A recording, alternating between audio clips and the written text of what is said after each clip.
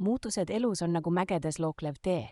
Alguses võivad need tunduda hirmutavad, kuid pakuvad lõpuks kauneid vaateid, mida me muidu ei näeks.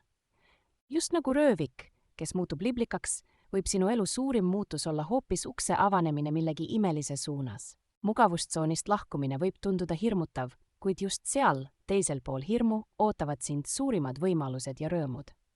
Tugevad puud on need, mis on õppinud painutama end tuules, mitte need, mis jäigalt tormidele vastu seisavad. Kohanemisvõime pole vaid ellujäämisoskus, see on kunstiteos, mille loome, kui julgeme sammuda teadmatusse.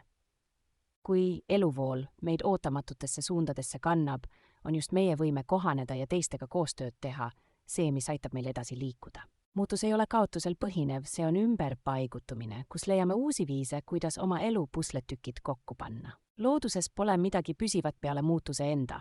See on tõde, mida elav korallrahu meile igapäevaselt meenutab.